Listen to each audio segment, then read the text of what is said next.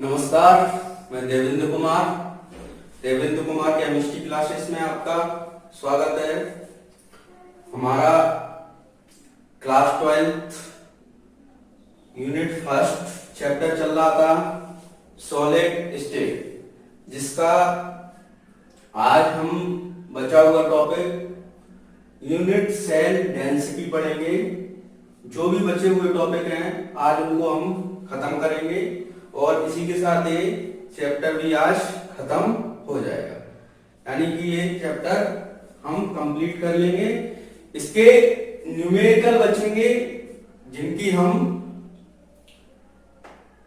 समय समय पर वीडियो डालते रहेंगे। तो शुरुआत करते हैं। Unit cell density,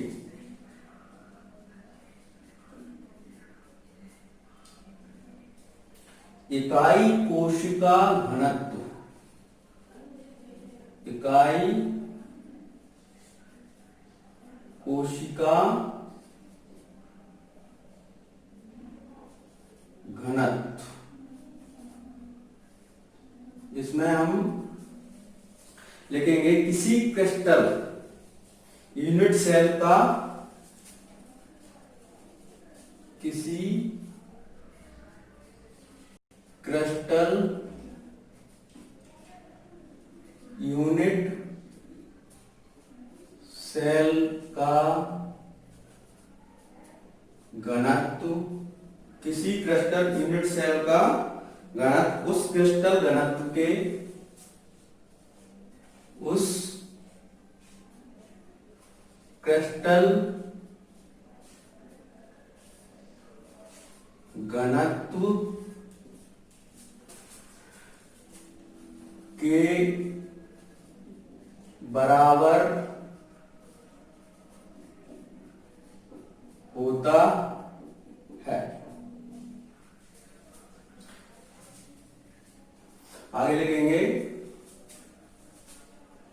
unit cell का घनत्व ज्ञात हो तो, यूनिट सेल का घनत्व ज्ञात हो तो यूनिट सेल का प्रकार, यूनिट सेल का प्रकार क्या है? यूनिट सेल का घनत्व ज्ञात हो तो हम क्या है, यूनिट सेल का प्रकार, परमाणु की त्रिज्या और परमाणु भार, परमाणु की त्रिज्या, परमाणु भार, परमाणु की त्रिज्या, परमाणु भार आदि की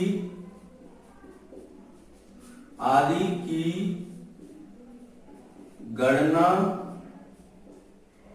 की जा सकती है। इतना नोट कीजिए, फिर आगे बढ़ते हैं हम।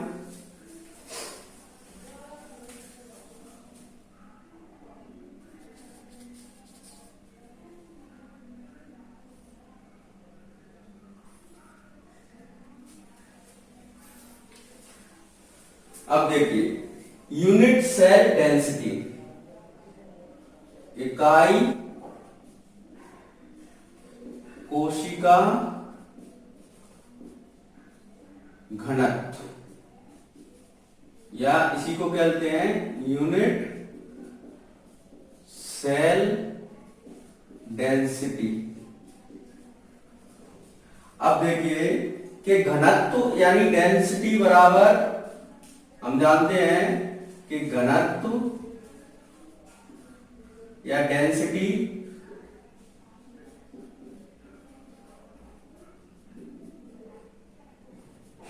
जिसको हम स्मॉल डी से डोनेट करते हैं, तो क्या होता है? द्रव्यमान इंटू आयतन। क्या होता है? द्रव्यमान इंटू बटे में सॉरी बटे में आएगा द्रव्यमान बटे आयतन। अब देखिए, तो हम किसके लिए कर रहे हैं, यूनिट सेल का घनत्व ज्ञात कर रहे हैं, तो हम क्या लिखेंगे, अतः यूनिट सेल डेंसिटी, अतः यूनिट सेल का घनत्व, अतः इकाई कोशिका घनत्व, इकाई कोशिका घनत्व में क्या आएगा, यूनिट सेल का द्रव्यमान बटे यूनिट सेल का आयतन। डी बराबर क्या हो जाएगा, यूनिट सेल का द्रव्यमान बटे यूनिट सेल का आयतन। ये इतना हो गया। घनत्व क्या होता है, द्रव्यमान इंटू बटे में सॉरी आयतन। द्रव्यमान को हम W से और आयतन को V से। अब इसी को हम क्या दे सकते हैं, समीकरण नंबर 1। अब देखिए, यूनिट सेल का द्रव्यमान, तो यूनिट सेल का द्रव्यमान क्या होता है, देखिए यूनिट सेल का द्रव्यमान, यूनिट सेल का द्रव्यमान क्या होता है, यूनिट सेल में परमाणुओं की संख्या, यूनिट सेल में परमाणुओं की संख्या,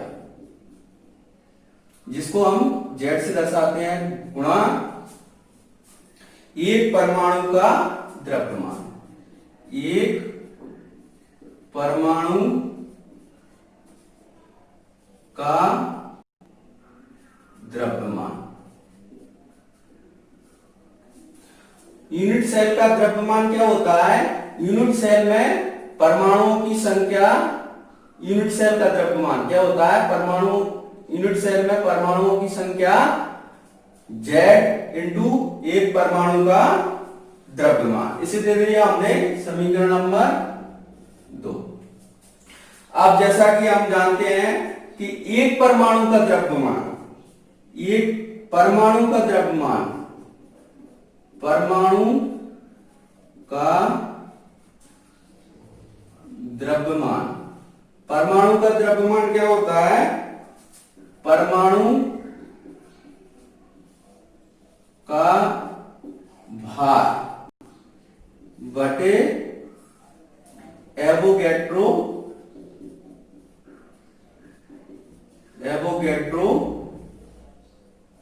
संख्या। परमाणु का भार क्या होता है, m, एवोगैड्रो संख्या को हम किससे प्रदर्शित करते हैं, Na से।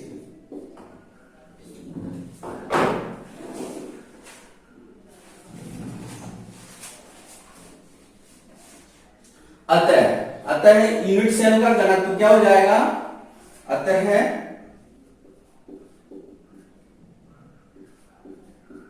Unit cell density, unit cell density क्या है अपनी, यूनिट सेल का द्रव्यमान। यूनिट सेल का द्रव्यमान क्या है अपना, यूनिट सेल का द्रव्यमान क्या है, Z, एक यूनिट सेल में परमाणुओं की संख्या इंटू एक परमाणु का द्रव्यमान। एक परमाणु का द्रव्यमान क्या है, इस तरीके से ना, m अपॉन Na, ये आ गया अपना। देखिए हमने क्या किया है, यूनिट सेल डेंसिटी, यानी अतः यूनिट सेल डेंसिटी क्या है, यूनिट सेल का द्रव्यमान क्या आ गया, Z, ये रख दिया हमने, और एक परमाणु का द्रव्यमान क्या है, m/Na, एवोगैड्रो संख्या। तो इससे अपना क्या आ गया, समीकरण नंबर 3 आ गया। अब घनीय यूनिट सेल का आयतन, घनीय यूनिट सेल का आयतन। अब आयतन क्या होता है, एक घनीय यूनिट सेल में 3 अक्ष होते हैं, तो आयतन क्या होगा इसका, A इंटू A, यानी कि AB। समीकरण नंबर, अब देखिए समीकरण नंबर 1 में हम क्या रखेंगे, मान रखेंगे समीकरण नंबर 3 का। देखिए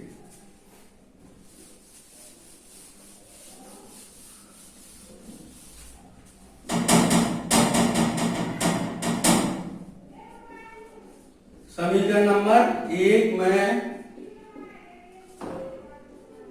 समीकरण नंबर 3 का मान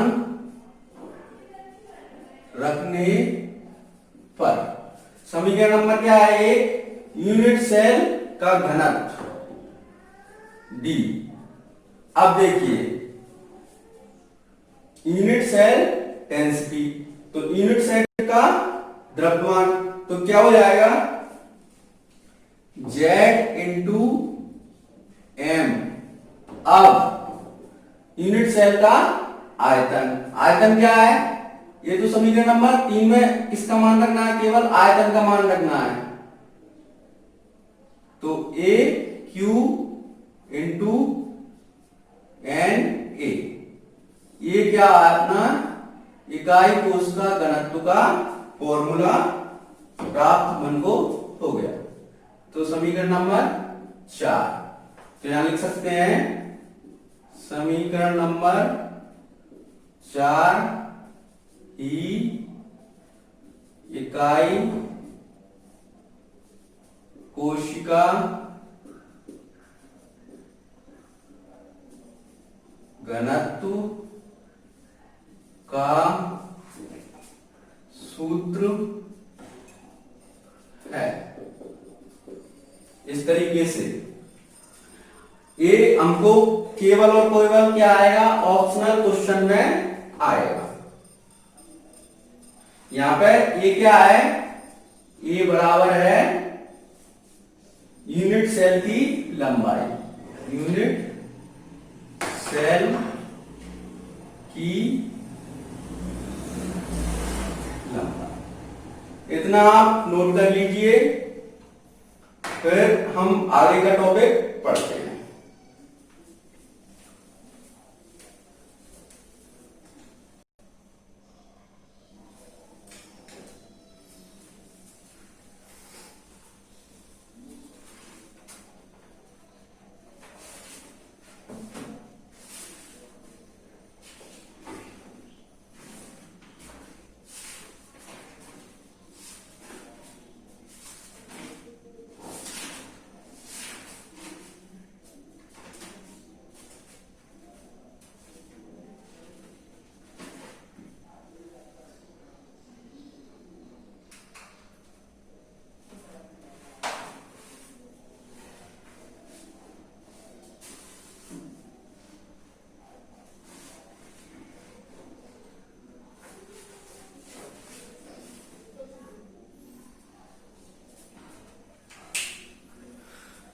नोट हो गया होगा।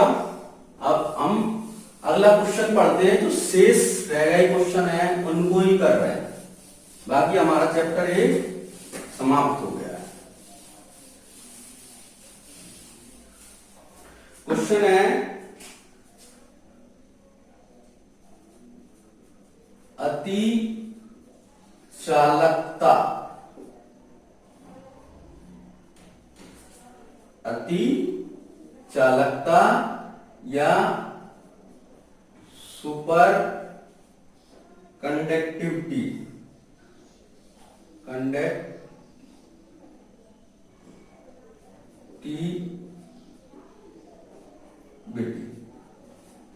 अतिचालकता या सुपर कंडक्टिविटी किसे कहते हैं? इसके अनुप्रयोग लिखिए। इसके अनुप्रयोग लिखिए। तो देखिए, अति आंसर में हम हेडिंग डालेंगे अति चालकता, या इसी को इंग्लिश में कहते हैं सुपर कंडक्टिविटी।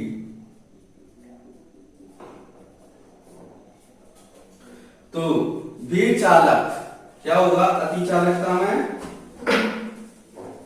वे चालक जिनमें विद्युत का प्रवाह पूर्ण रूप से होता है। वे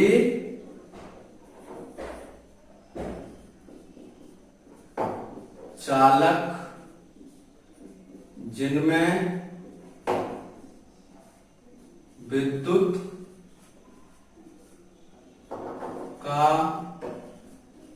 प्रवाह पूर्ण रूप से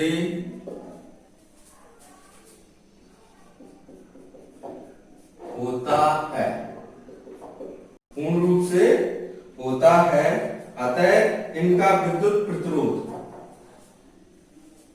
अतः इनका विद्युत प्रतिरोध शून्य होता है। इनका विद्युत प्रतिरोध क्या होता है? शून्य होता है। अतिचालक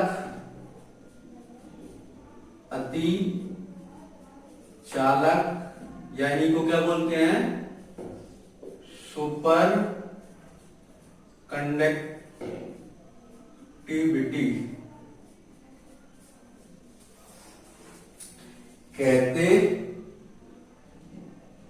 कहलाता है। अतिचालक कहलाता है तथा इस घटना को अति चालकता कहते हैं। यहां पे सुपर कंडक्टर आएगा बेटा।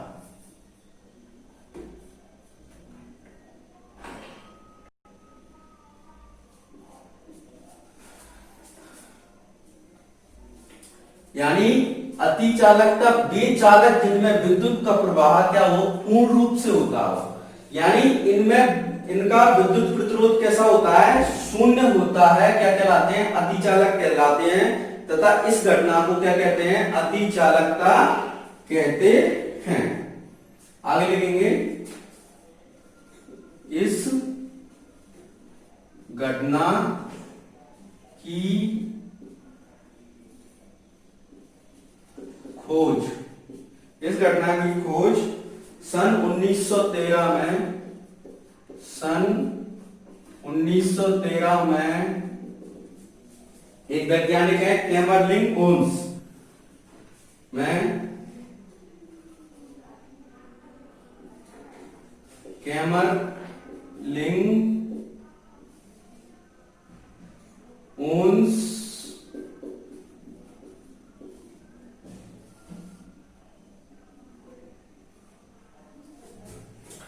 ने की थी।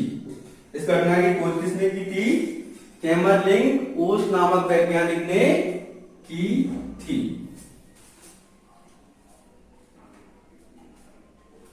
इन्होंने इन्होंने 4 केल्विन ताप पर 4 केल्विन ताप पर क्या किया? पारे यानी कि मरकरी को अति चालक के रूप में प्रस्तुत किया। अतिचालक के रूप में क्या किया? प्रस्तुत किया। आगे लिखेंगे अति चालक का प्रतिरोध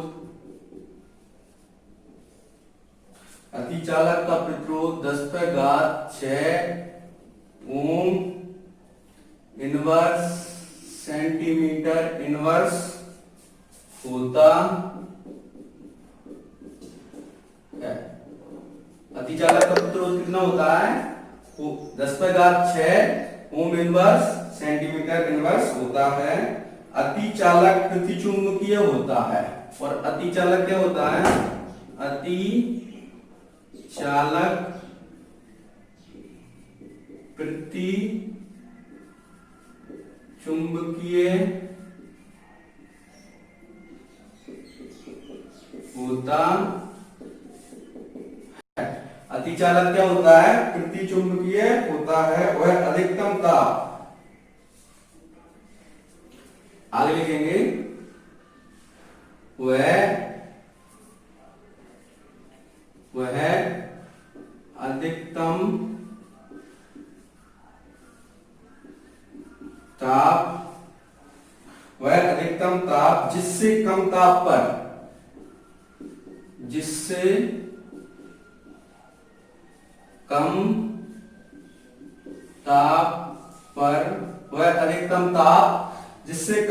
पर कोई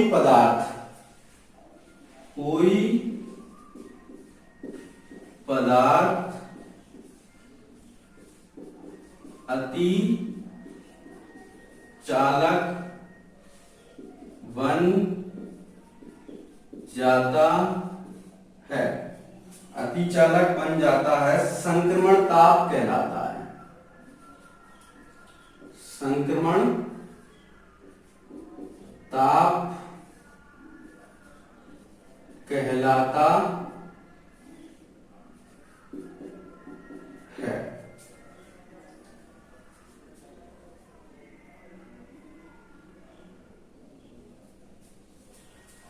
सामान्य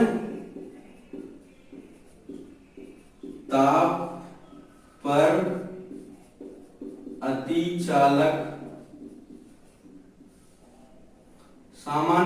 पर अतिचालक ज्ञात नहीं है, परंतु कम ताप पर अतिचालक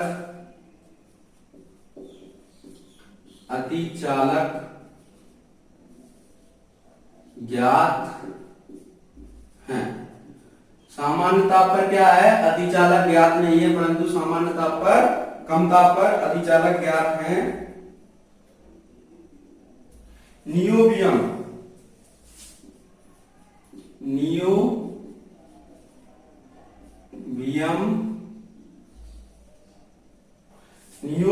के कुछ संकर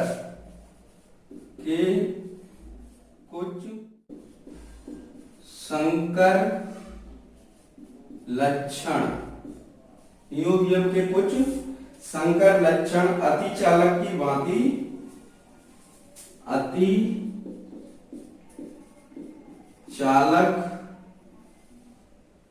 की भांति व्यवहार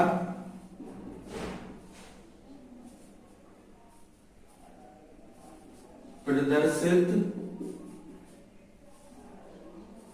करते हैं, जैसे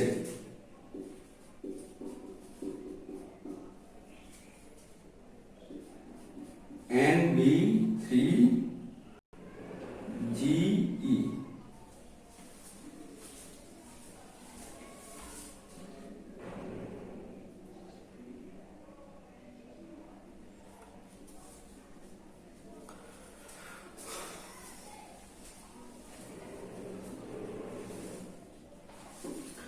इतना नोट कर लीजिए, इतना नोट करिए। अब हम अतिचालकता के क्या पढ़ेंगे, अनुप्रयोग पढ़ेंगे।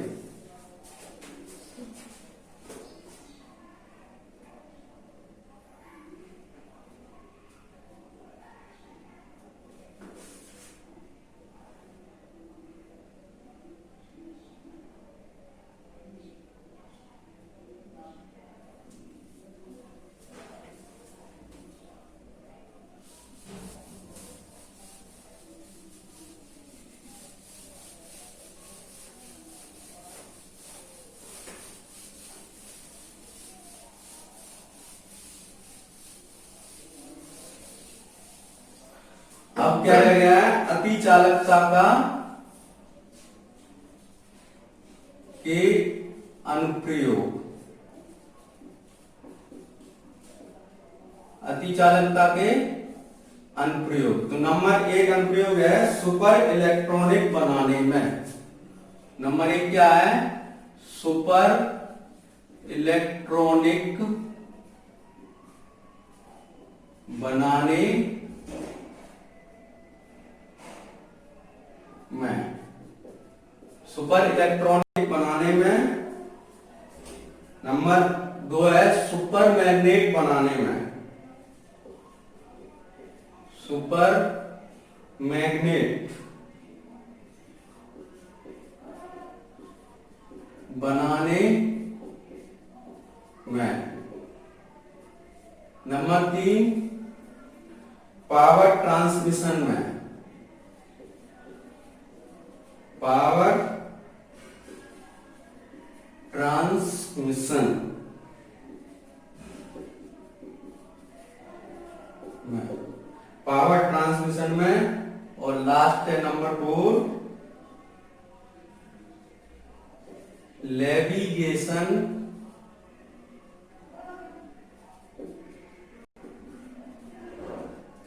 नेविगेशन ट्रांसपोर्टेशन में। ट्रांसपोर्टेशन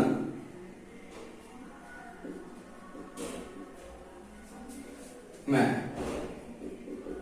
नेविगेशन ट्रांसपोर्टेशन में जिससे रेलगाड़ी पटरी के ऊपर चलती है। जिससे रेलगाड़ी पटरी के ऊपर चलती है। नेविगेशन ट्रांसमिशन यानी कि पटरी के ऊपर एक तरह का चुंबक जैसा होता है जो कि ट्रेन को पटरी के ऊपर, ट्रेन के पहिए को पटरी के ऊपर चलाता रहता है। उसमें किसका प्रयोग किया जाता है, नेविगेशन ट्रांसपोर्टेशन का। अब अगला टॉपिक और रहा है हमारा शेष, अर्धचालक। अर्धचालक इसे कहते हैं। इसे नोट कर लीजिए जल्दी से, वीडियो को पुश करके आप नोट कर सकते हैं।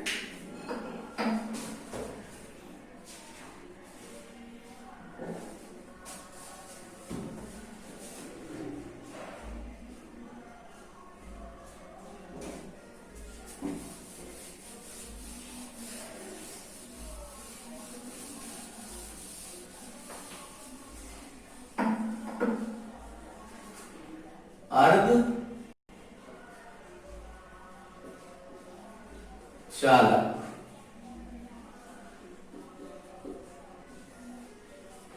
अर्धचालक क्या होते हैं, वे चालक जिसमें वे चालक जिसमें विद्युत धारा, वे चालक जिसमें विद्युत धारा एक ही दिशा में, एक ही दिशा में प्रवाहित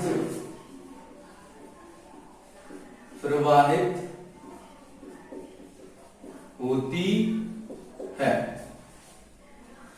अर्धचालक कहलाते हैं। अर्धचालक कहलाते हैं। ताप वृद्धि करने पर इनकी चालकता बढ़ती है। ताप वृद्धि करने पर इनकी चालकता बढ़ती है। ताप वृद्धि करने पर इनकी चालकता बढ़ती है। नोट करके लिखना एक मैंने इम्पोर्टेंट, सामान्य धात्विक चालकों का, सामान्य धात्विक चालकों का ताप बढ़ाने पर, सामान्य धात्विक चालकों का ताप बढ़ाने पर चालकता घटती है। चालकता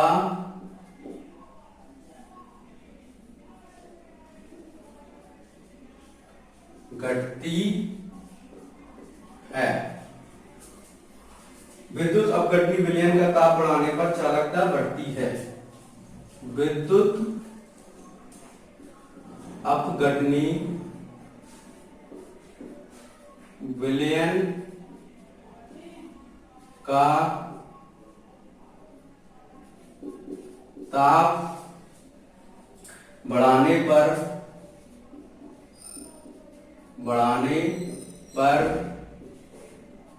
चालकता बढ़ती है।